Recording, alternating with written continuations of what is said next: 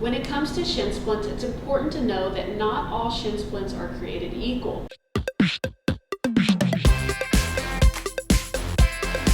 I want to talk about by far the most common type of shin splint injury called medial tibial stress syndrome. This is an injury that commonly affects newer runners and younger runners. Usually with medial tibial stress syndrome, symptoms will be diffuse, covering an area of 5 centimeters or greater near the lower inner third of the shin. Stress fractures can occur in this area of the shin. However, the most common injury by far is medial tibial stress syndrome. There are two main things to know about this injury. The first is that it can be a really tricky, stubborn injury to get over if you don't catch symptoms and address them early. The second thing is that it is typically a blended injury, meaning you have multiple structures that can be responsible for your pain.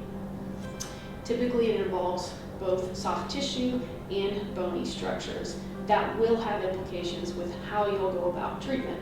Because this is a blended injury that does affect the soft tissue located along the inner shin, soft tissue work can be effective for reducing pain in this area. To work this area, you'll want to make sure that you stay just to the inside of the shin bone. Make sure that you're on muscle and not bone. This is a technique I commonly prescribe to runners and athletes who develop pain in this area. As you pin down the soft tissue on the inside of the shin, pump the foot up and down. Do this for 1 to 2 minutes a night.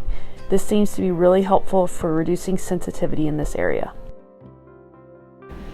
What I've found clinically with runners who get this injury is that soft tissue work can get you to a point with your symptoms.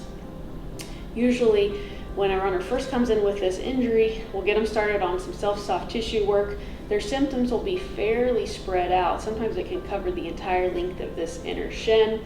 And then as they do more and more soft tissue work, their pain area gets smaller and smaller.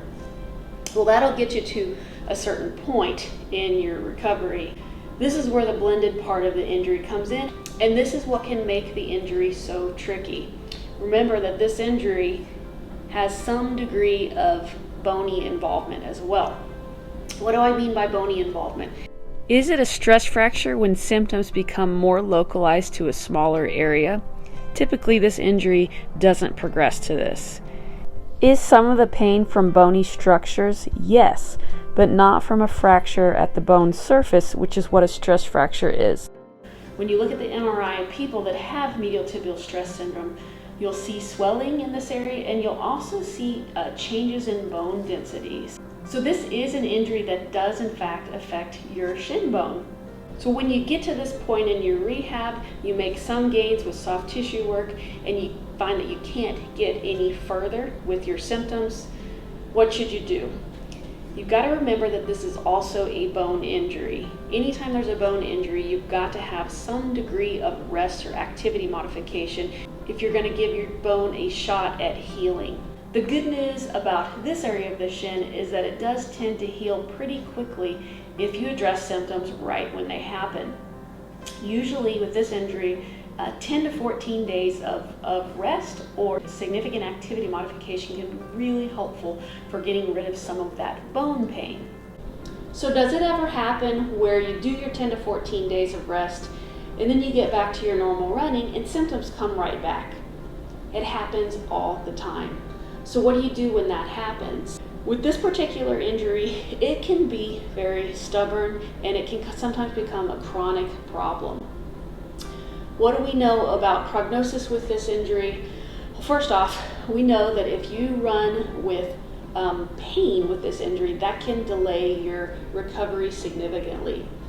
But we also know that if you rest too long and go through too many cycles of resting and trying to run again, resting and trying to run again, that's going to serve to further weaken your bone. We know that bone density is affected by this injury, and that when the injury does go away, bone density comes back to normal.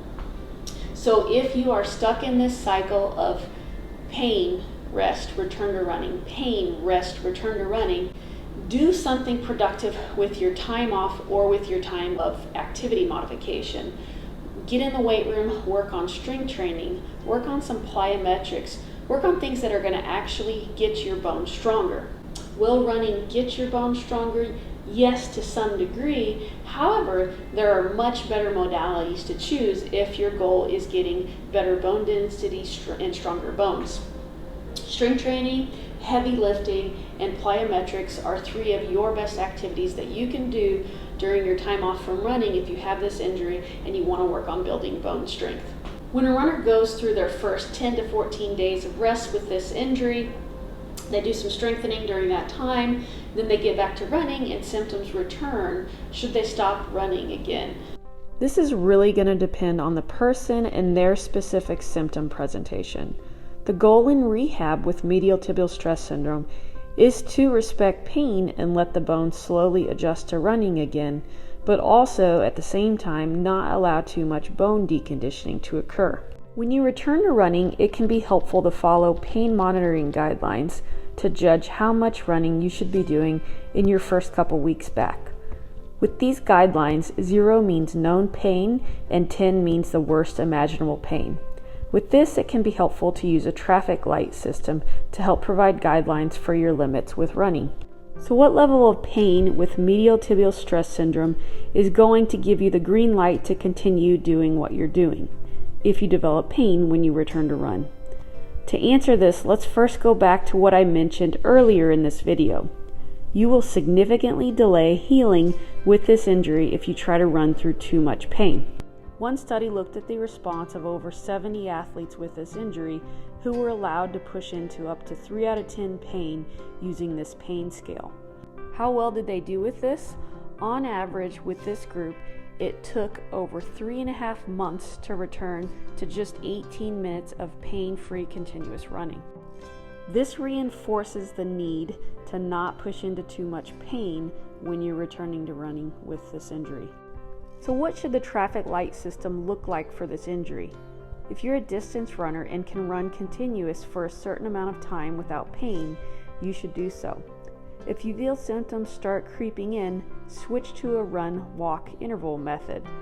If your pain during and up to 24 hours after running is less than 2 out of 10, then the amount of running you did was likely acceptable. If you're a cutting sport athlete and you can participate in a portion of your practice with less than 2 out of 10 pain during and 24 hours after, then that amount of cutting and running you did that day was likely acceptable.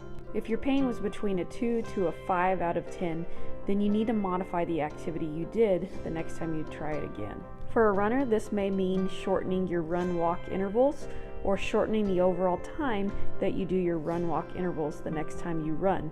For cutting sport athletes, if say 30 minutes of practice participation resulted in pain that was greater than 2 out of 10 pain but less than 5 out of 10 pain, it may mean the next time you try to practice again, you cut that down to 15 minutes of participation. With both scenarios, if you have a pain response that falls in this yellow zone, you should also consider taking at least 3 to 4 days of rest before trying your activity again. If your pain is 5 out of 10 or greater, it's a pretty good indicator that your shin bone isn't ready to return to these activities just yet. If this is the case, take another week off, work on building strength, and then try again. The next time you try to make sure to scale back on the overall amount of running or sport participation that you do.